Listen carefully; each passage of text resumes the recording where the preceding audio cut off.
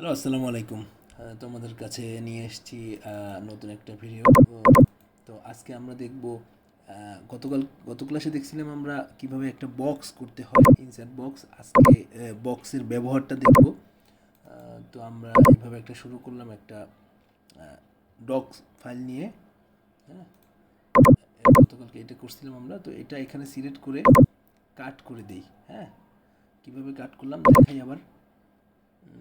এখানে দেখো একটা প্লাস চিহ্ন আছে। হ্যাঁ, প্লাস চিহ্নতে আমরা লেফট ক্লিক করলাম, তারপর রাইটে ক্লিক করলাম, কাটে ক্লিক করলাম, তখন এ চলে গেল।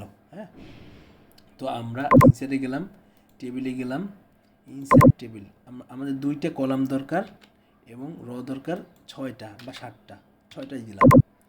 এইভাবে আসলো। হ্যাঁ, তো এইখানে আমাদের দেখো মাঝখানের যে দাগটা, মাঝখানের দাগটা যদি আমরা এখানে নিয়ে আসি, এইভাবে টেনে কিন্তু ছোট করা যায়। এখানে আমাদের নাম দিলাম নেম, তারপর এখানে দিলাম কোলন, লিখলাম ফারজানা আক্তার। হ্যাঁ, এখানে কিন্তু সব বোল্ট হচ্ছে। তো আমরা যদি সব বোল্ট রিমুভ করতে চাই, তাহলে আমরা চলে যাব হোমে, আর এখানে আবার লেফট ক্লিক করে সব সিলেক্ট করলাম। এখন বোল্ট উঠিয়ে ফেললাম। হ্যাঁ, বোল্টে কন্ট্রোল বিতেও উঠবে বা উপরে মেনু বার থেকে উঠে যাবে। নেম, FATICR, ফাদার নেম, তারপরে এখানে এসে কোলন দিলাম, আব্দুল জব্বার। তারপরে আমরা নিচে আসলাম, MOTACR, mother name, mother name এইভাবে মাদার নেম দিলাম আমেনা বেগম। হ্যাঁ, বেগম। তারপর দিলাম প্রেজেন্ট অ্যাড্রেস দিলাম বরিশাল, বাংলাদেশ। অবশ্যই তোমরা যখন কাজ করবে তখন বরিশাল বাংলাদেশ এইভাবে দিবা না, যেটা আছে ভিলেজ পোস্ট। হ্যাঁ, এইভাবে সব একদম বিস্তারিত দিবা। তারপরে দিবা blood, GROUP group, blood group positive. দেখো পজিটিভের প্লাসটা একটু উপরে থাকবে, তো আমরা প্লাসটা সিলেক্ট করলাম, তারপরে উপরে স্কোয়ার আছে, মেনু বারের স্কোয়ারে আমরা ক্লিক করলাম পজিটিভ। হ্যাঁ, তারপর রিলিজিয়ন, রিজিয়ন মুসলিম, মুসলিম। ওকে, তো এইভাবে আমরা একটা শখ করতে পারি। শখটায় আমরা আমাদের কন্টেন্ট দিলাম, একটা রো দিলাম 1 2 3 4 5 6টা রো এবং 2টা কলাম, এবং কলামের মাঝখানের যে দাগটা সেটা একটু লেফটে টেনে নিলাম আমাদের সুবিধা মতো।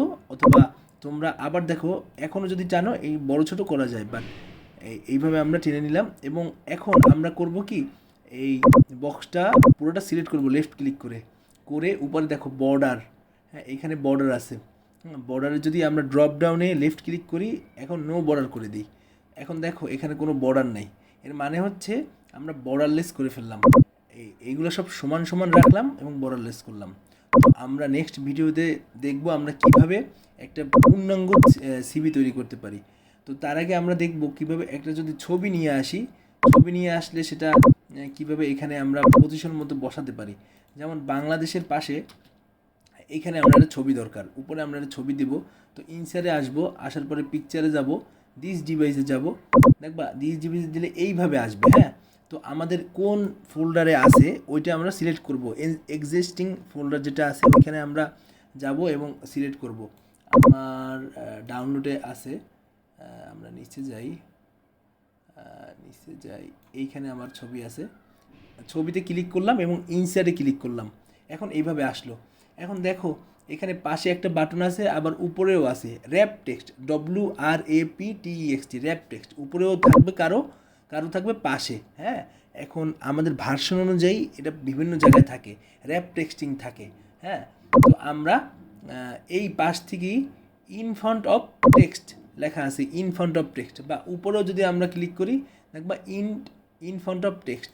এটার মানে হচ্ছে কি, আমি ফন্টের উপরে আমার ছবিটা থাকবে, তাহলে আমি ইচ্ছা মতো মুভ করতে পারবো। হ্যাঁ, এই দেখো 6টা দাগ আছে, 1 2 3 4 5, 1 2 3 4 5 6 7 8 9, 8, টোটাল 8টা সার্কেলের মতো আছে। এই 8টা সার্কেলের মাধ্যমে আমরা আমাদের ছবিটা ছোট বড় করতে পারি।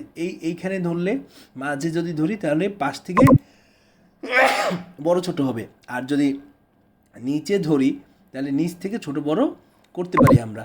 এবং যদি মাঝে প্লাস চিহ্ন নিয়ে আসি তখন কিন্তু আমরা এটা মুভ করাতে পারি ইচ্ছা মতো। তো এভাবে আমরা আমাদের ছবি পজিশন অনুযায়ী বসাতে পারি। আজকের মতো এখানেই। তো আগামীকালকে আমরা পূর্ণাঙ্গ একটা সিভি তৈরি করা শিখব এবং একটা সিভির গঠনমূলক আলোচনা করব। ধন্যবাদ সবাইকে।